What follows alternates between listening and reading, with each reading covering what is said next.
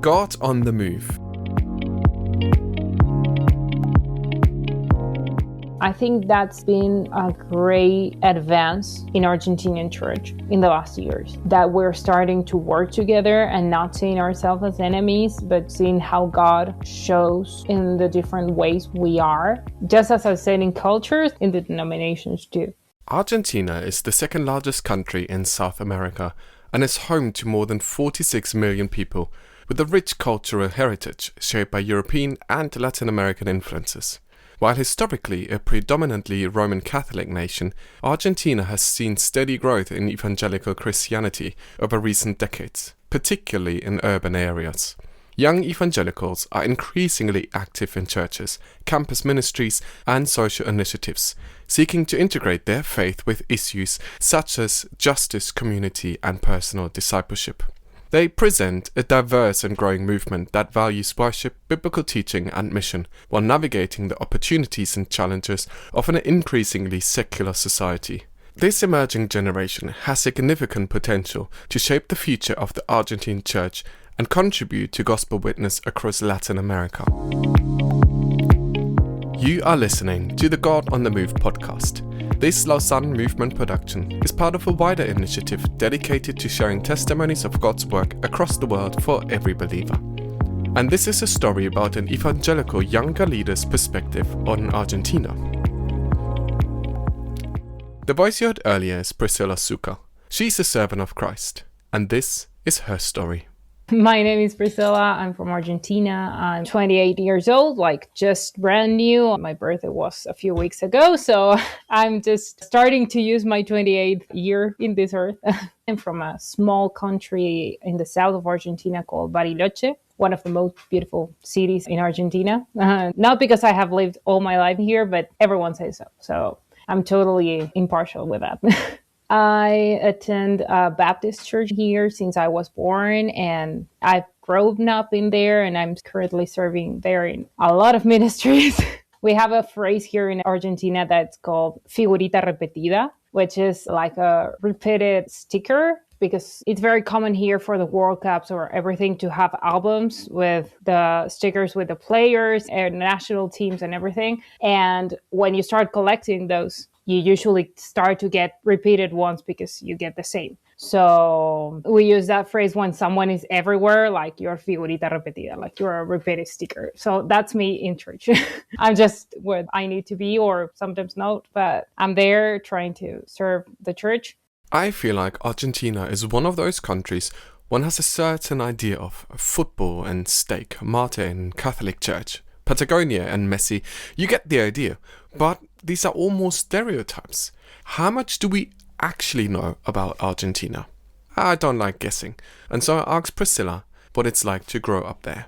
So growing up in Argentina, you grow up to be, I think the perfect word would be resilient. You have to learn that from a very, very young age, a small age. Argentina has been facing several crises. I mean, you have some good years, you have bad years, and you just have to start learning. We all learn to be economists since we're very, very young. We all know what inflation is. Maybe the first thing we learn is the type of exchange that the US dollar has according to our peso. We've all learned that from a very, very young age. But that also made us very resilient. We just try to face everything, and we're used to hardship. And it's like, okay, well, as long as we have asado, which is our barbecue, and mate, we're going to be fine. So we kind of have that optimistic kind of way to overcome hardship. And as for my upbringing, I was born and raised here in Bariloche, very small town. Well, not very, medium-sized. My grandparents came from Europe, which is a pretty common thing for Argentinians to have grandparents to have come from Europe because of the Second World War. A lot of Italians, Germans, Spanish, and, well, in case my family were Ukrainian and Russian, so we have kind of a mix in there. My grandparents were already Christian when they came here, and so my parents also grew up in church. Thank God I had the blessing to grow up in church too. And actually, Baptist church here in Argentina, it's kind of common. It's not that odd to grow up in a Baptist church. And I would say 40%, for example, of the people that go to my church has grown up in church too. But the main religion here in Argentina is Catholicism, according to the law and census and everything. But evangelicals are growing each year. But I don't feel there's much of a prejudice against us. It's not very hard to be Christian, apart from like the ordinary regular jokes, like when they make you when you're young and the weird looks they give you, like, oh, you go to church, oh, you don't do this, don't do that. But I think that's pretty common everywhere where you tell that you're a Christian. But besides that, I mean, I've never faced any major issues of being Christian. As a matter of fact, since Catholicism here is very strong, but not because people practice it much, but they know about Catholicism and everything. So it's very ingrained in the culture. And so most people are curious about being evangelical. So they say, well, what's the difference? Why you don't believe in this? Why don't you believe in that? What's the difference between being a Catholic and evangelical? And it's been a very good opportunity to preach. And most people are quite respectful and mostly curious. So it's a very nice open door, I would say that. But I also think that that's my context and the context also of big cities. For example, Buenos Aires, which is the capital city, maybe from center to south. But in the north of Argentina, you have very, very strong, how could you say, local beliefs from indigenous people. And they are very, very ingrained. And there's a lot of syncretism in there. So you have people that say they are Catholic and they would just leave church and they go to the middle of the desert to thank what they call the Pachamama, which is kind of Mother Earth for them. And they have very, very big celebrations for all those kind of things. So I wouldn't know about the experience of Christians up there. I don't think that they have persecution. I wouldn't say that. But maybe it's a little bit harder just to make the difference because they think it's the same. It's like, I'm Catholic, but I also worship the Pachamama. So everything's okay. It's all fine. It's all the same. So to explain that difference, to tear apart and say, hey, no, it's not the same. This is from the Spanish people that came to Argentina and to America. And instead of trying to evangelize people, they just say, okay, you worship this mountain. Okay, now this mountain is Mother Mary, the Virgin. So just keep on worshiping her. But now it's Mary. And that has bring a lot of maybe confusion and not very good practices. In Argentina and in all of Latin America, we've had those issues. I find this absolutely fascinating. Syncretism is the blend of different religious beliefs, cultures, or schools of thoughts into a new unified system. Sometimes this happens very intentionally, but most of the times it creeps in and begins very subtly. What's more, identifying syncretism from the inside of a system is actually quite difficult because it's so much part of one's own cultural identity. And we're all guilty of it. You don't believe you are? Well, then you might want to ask someone from a different cultural or traditional background, because from the outside it's often as plain as day. And so I wanted to hear from Priscila what she can see in her context in Argentina and how it affects the Christian interdenominational dialogue there. In Latin America, there were indigenous people before the Spanish came that, of course, they had their local religions and everything. And when the Spanish came, I'm not saying that all of them did this, but it was a pretty common practice because the monarchy of Spain were saying, yeah, go and evangelize them. That was part of the deal that they had when coming here. And I'm not saying that everyone did this because there were like very, very important missionaries that came from Europe to America and just spread the gospel like truly and really loved the people. But there were some things that happened and that are now reflected on art and churches and how they were built and where they were built in all Latin America that show this syncretism that happened between Christianity and local religions. So, for example, one of the things that happened is that, as I mentioned, that they tried just to shift the name, just to say, okay, yeah, they're Catholic now. So that's okay. That's all fine. So, for example, indigenous people used to worship some mountains here, especially in the north. And when the Spanish came, they were like, okay, so you worship this mountain, right? And they were like, yeah, that's kind of a goddess thing. And they say, okay, well, very well, now it's not very good for you to worship idols. You should worship Mary. So now that mountain's Mary, and you will call it that way. So it's really interesting that, for example, you have in Argentina and in some places in South America, that the Virgin doesn't have the shape of a woman. The statues they make in churches, it doesn't have the shape of a woman, but instead it has a triangle shape that reflects that kind of mountain connection it has. And it also reflects, for example, when you see the Virgin of Guadalupe in Mexico, she's standing on a half moon, crescent moon. And for Catholics, they were saying, oh, okay, yeah, she's stepping on the devil's horns because she's holy and whatever. But the local people saw it because the moon for them was a goddess. So they related her to the goddess of the moon too. So we have a lot of that in here, and you can see it a lot in art, as well as, for example, in, I think it's Peru, if I'm not mistaken. It's called the Ángeles Arcabuceros, which is arcabuz is a type of gun they used during the Conquista.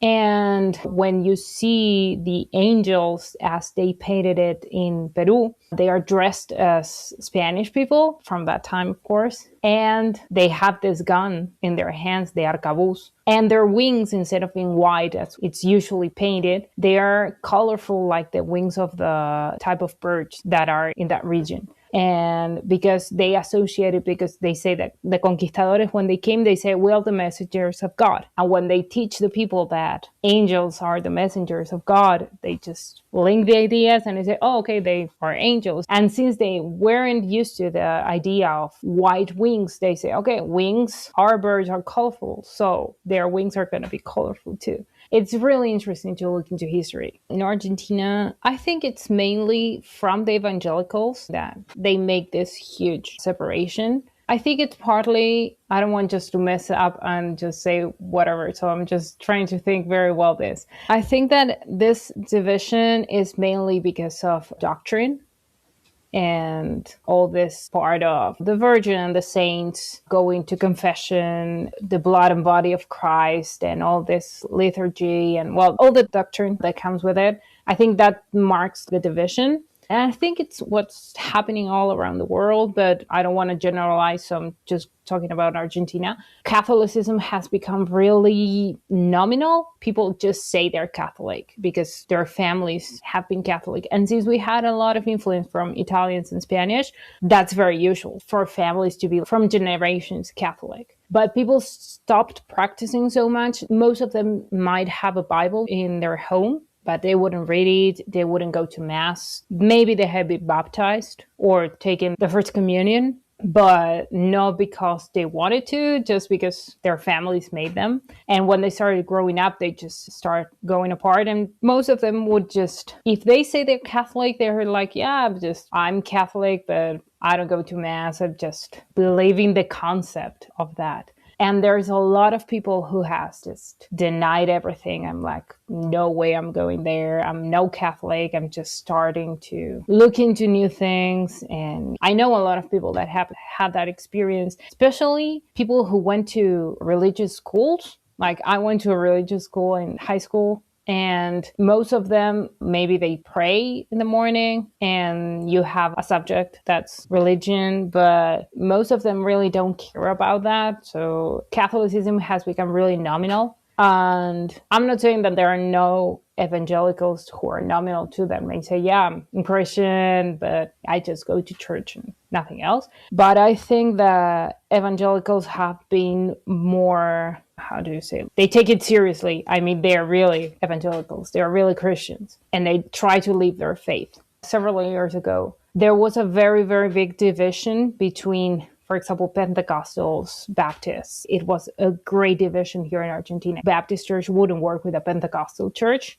And little by little, I think with my generation, this limit has become erased a little bit. So maybe you just go to a camp or an event and it's not the first thing you ask. It's not like, hey, what denomination are you?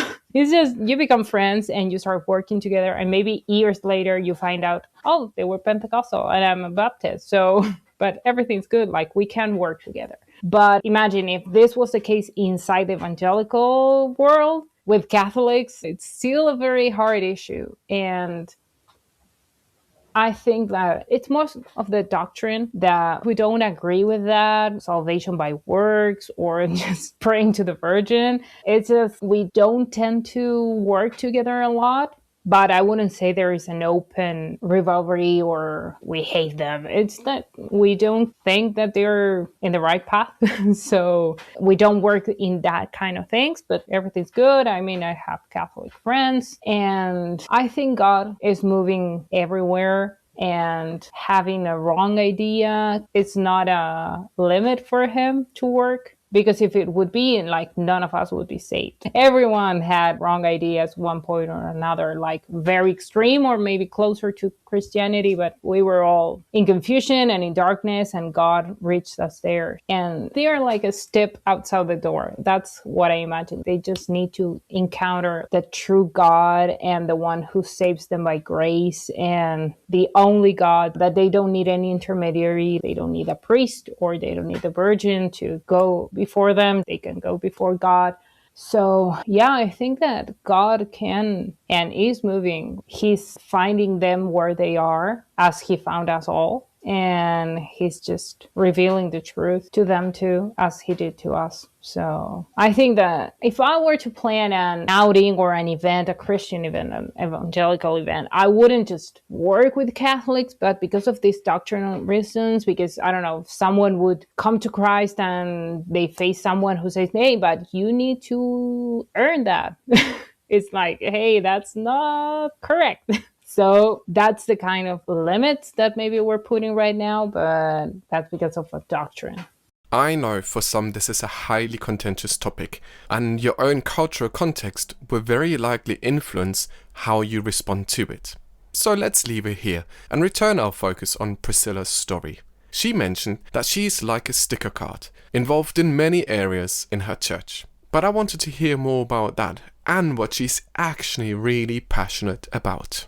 As I said, I'm different ministries in church. And right now I'm working with children from ages from 5 to 7. So my beautiful young children, I teach them in Bible school. Then I'm working with social media in church and also in the worship and the art group. So I'm just all around the church doing stuff. For example, last year we presented a theater play called Volver a Empezar, which is to start again. That's the name of the play. And it's just a family with issues like all families. And it's a comedy, but it has a very, very beautiful message at the end that God can make everything new and he can restore everything. And that's been great to participate in that. And we always prepare something for special days for children. For example, Children's Day in August. And we have a very nice celebration here in our church, which is actually, I think, in all Argentina. I don't know that it's done in another countries. That is called Octubrillante, which is brilliant October.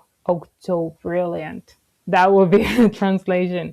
And it's kind of the counterpart of Halloween. Halloween celebrates darkness and evil. So Octobrilliant celebrates light and celebrates Jesus. So everything is colorful and we have games and lots of light. And of course, we preach the gospel in there for the kids. And so we always prepare something for them, like a small play with that. So that's my artistic part at church. Then I take musical theater lessons and also dancing lessons. So that's another part where I just try to get better at doing that so I can share the gospel and also just not participating only in Christian productions, but I think that God called us to be light in everywhere we were. And the arts world, it's a complicated world to be in as a Christian. So I think God called me to be in that part too. just being a Christian, trying to set an example. I'm not saying I'm an example at all. I just try to be as much as I can like Jesus in that part, in that world God put me in. For example, not doing some stuff or just trying to, I don't know, change it to be, I don't want to say neutral, but, changing some topics and saying, hey, instead of working on this or having this kind of dance, why don't we do that? Or why don't we do something different? And people are amazed. And I think, and looking at it as Christian, I'm really grateful that there are starting to be very, very good productions in the Christian world, because what I didn't like before is that Christian movies or productions, they were good, but they were not as good as non-Christians. So we were always kind of a step back with that. And now seeing like all the TV shows and all the movies that they have such great quality and great acting, and they are great productions. I'm talking about The Chosen, talking about House of David. And there was the one with Jim Caviezel. I forgot the name of the movie. Sound of Freedom. I think that was the one. Those are great productions. And I'm really happy that we're starting to create quality stuff that even non-Christians are looking at it and they're watching it and they're saying, wow, this is great. So I think that's the artistic part of me. Before we continue with the story, I want to let you know that you can join the God on the Move community on the Lausanne Action Hub. Be part of the conversation and share your own testimony. You can find the link to join the community in the podcast description. Also, if you have a story to share or know someone who might have, please contact us at podcast@lausanne.org. That is podcast@lausanne.org. Definitely that part of the arts and acting especially. I find it amazing how art can communicate, and it's almost a universal language. You can make someone cry or laugh or think or be angry at something. And it's an amazing tool God has given us. The creativity, the art, the ability to express emotions and tell stories and just make people think and relate and just feel they are in it. And I think art touches something in people's hearts that no other thing can do. So I think that's a very interesting part of art. And it's, for example, as for the actress, just to be able to immerse yourself in another reality that it's not yours and making it yours in a part of way and getting into stories and being able to tell those stories and relate to the public in that way. I think for me, it's one of the best feelings in the world to play a character. My dream come true would be able to be an actress as a profession, dedicate myself fully to that. And as I mentioned before, just not in Christian productions, but being light in that world and showing people there's another way and showing Jesus to everyone in that way and just being a testimony and being a light in that world. I think that would be my dream. I always tell people that when I'm acting, when I'm playing a character, when I'm in the theater or something recorded in front of a camera, I'm my fullest. Priscila at its fullest. It's the most Priscila you'll ever meet, even though I'm playing a character. But I feel so full in that moment. And so, yeah, that would be my dream come true. It's kind of an irony, but it's that actors always have a way of showing a little bit of themselves even in their most different characters, because you have to find something to relate to that character to just make it part of you. So there's always a little bit of part that's going to shine through. That's you. That's your fingerprint in that character. Like 1,200 other young people from around the world, Priscila has been selected to attend the Lausanne Younger Leaders Gathering in March 2027 in Brazil, also called YLG4, which is the starting point of a 10-year mentoring journey called YLGen. For most of them, this is a once-in-a-lifetime opportunity, and so I wanted to know how Priscila is feeling about it. I think one of the most interesting parts for YLG is bringing the church or part of the church together I think that's one of the things I'm most excited for, kind of having a glimpse of heaven in there. I always love that analogy. We're not going to be every nation, every tribe, every tongue there, but we're going to be a lot of people from different parts of the world, and just being able to connect and being there and listening to other people worship in their mother language and praying and getting to see firsthand their own experience with God and how God is moving in their own context, and being with them and learning from them. I think I'm happy with that. I could just sit in there and just listen to everyone and just see how amazing God's creation is. I mean, I always find it so great, his creativity and how he made us all different across cultures, not only singular individuals, but even in cultures, and the beauty of the culture and seeing the redeemed part of that culture, how they can bring that glory to God through the way they do things, and they are. So I think if I could just be a fly in the wall in there and just look at that, I would just be happy. But yeah, I'm kind of excited. I'm still I don't want to use the word confused, but I'm just still trying to understand why they chose me. I was like, okay, yeah, I'm just going to send the form, whatever. I asked my pastor to fill it too, and I just sent it, and I kind of forgot about it. And then when I got the acceptance email, I was like, wait, what? No, I'm still kind of trying to figure that out. And just super grateful to God for the opportunity. And I think that right now, when we're starting to have the friendship circles and the monthly meetings and seeing how God is moving all around the world and starting to talk to new people through the platform and sharing experiences, sharing how things are done all across the world, I think that's great. And everything from there, I'm so happy from that point. So everything upwards is going to be the greatest blessing. That's going to be additionals that God is giving me. So I'm just happy right now. And I'm still trying to figure it out. I'm just trying to say, okay, well, what part do they like about my form that they say, hey, she could be a good person to have in Lausanne? Well, if this wasn't the perfect segue for my next question, what will she bring to the conversation? What is her perspective on Argentina at this very moment in time as a younger leader? I think that in Argentina, we're very used to crises and different periods. I'm only 28 and I have gone at least for 7 different periods in Argentina's life. And with those periods also come shifts in how Christians are working and all that.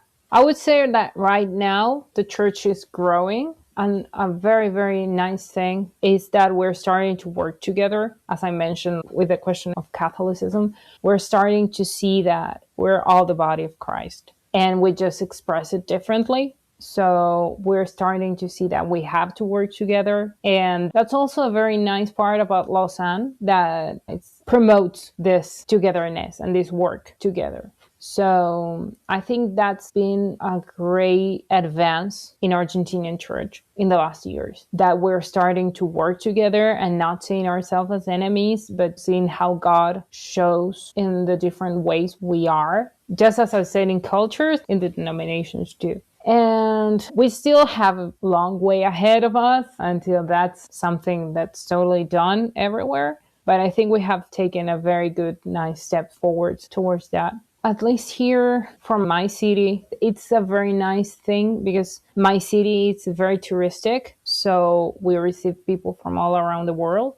So in our church, for example, we receive people from all around the world. And it's a great open door for us. And just to be able to get the world in our own city and seeing how the gospel is growing, and also being in touch with people from other parts of the world that are coming here and go to church. And we realize that we are all a big family, and that gives us that global vision. Because even though it's touristic, we're this medium-sized city, and sometimes that can be restraining in the vision. You are just focusing on yourself, and it's hard to have the vast panorama view. And having all these people in our city, it's just like little windows opening to the world and seeing how God is moving in their context. So I think that's great. And also Argentina receives a lot of people from all around Latin America, people who come to study, especially here in Argentina. And that's also really nice to have. Most of churches have people from Peru, from Brazil, from Paraguay, Chile, where we have multicultural churches. And could be a challenge to make them feel part of the family, the Argentinian body of Christ, to be able to welcome them and making them feel at home with us too, and understanding this part of being a global family. As always, there is so much more to say. More about Christian ecumenism in Argentina. More about historic and cultural influences on Christianity. More about Priscila's journey and passion for the arts. And of course, so much more about the YLGen journey. But now, to wrap it up, I asked Priscila to share something that's on her heart, and then prayer requests, so we can intercede more intentionally. Personally, right now, God is working in my dependence on Him. And one thing He's teaching me is that usually when we do have a lot of things in our hands or resources, or just we feel we're able and capable of doing stuff, we start doing things on our own way and our own strength. And it's 90% us, 10% God, and just, okay, God, if you want to, you step in and come inside and join our plans. But when we start to be ripped off that stuff, and suddenly we're just us, and we only have the 5 loaves of bread and 2 fishes in there, and there's a lot of people to feed, and the resources are definitely not going to be enough. And we are not enough. Like, we are facing situations where we clearly see we're not enough to face them. And you can just panic and just say, okay, well, I'm leaving all of this. Goodbye. I'm going somewhere they do have the resources. Or we start looking at those churches or countries that look like they have everything solved, and they have money, and they have the resources, and they have lights, and they have screens, and they have cameras, and everything seems to be working well. We can try to escape that way, try to escape the situation God is putting us in, or we just can surrender ourselves and say, okay, God, I know I'm not enough. I feel terrified in front of this situation, but this is making me to be totally dependent on you, because I have nothing to give. There is nothing in me that's enough, but you are enough. So everything's going to be okay. So sometimes, even though we don't like it, we don't like to be in that vulnerable situation and feeling so vulnerable, feeling like the whole world is against us and that we're not enough and nothing is enough and nothing seems to be working. I think God puts us in those situations to say, hey, you were never supposed to be the ones that made it work. You were never the one supposed to be enough. I'm the one who's enough, and I'm going to be the one working through you.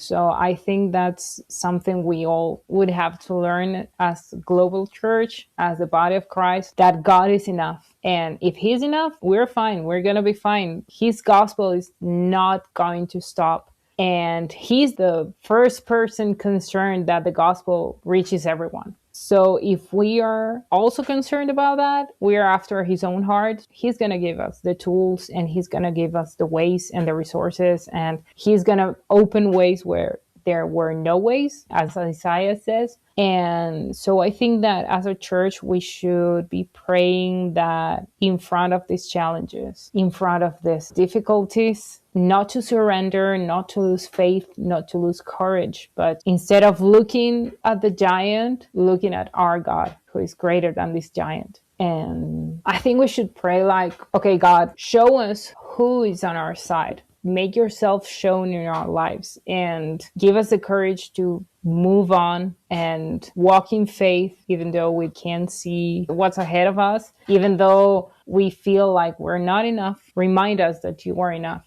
But also, it can be a little bit tiring when you're fighting for a long time. It's not just a season, it feels like your whole life has been a constant battle against the giant, and it can get tiring. And I'm talking about certain contexts and countries in the world where persecution, it's a day-to-day thing, and it feels like an everyday fight. I think for us, the countries that are more comfortable, we could say, or we're just in a more peaceful context for the moment, we should really be looking into those countries and saying it's just not like, okay, yeah, but that's okay, don't worry, that's fine. Also crying with them, listening to their needs and praying for them and being God's hand in whichever way he wants us to be for them and, in our local context too.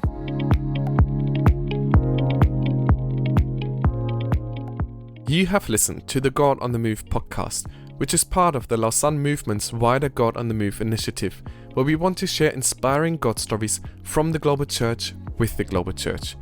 Through listening to what God is doing all around the world, we hope to encourage and challenge the global church to faithful obedience to the Great Commission.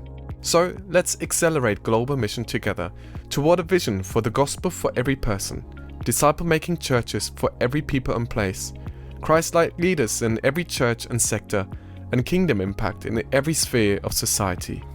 If you enjoyed listening to this podcast, be sure to subscribe and follow us for more.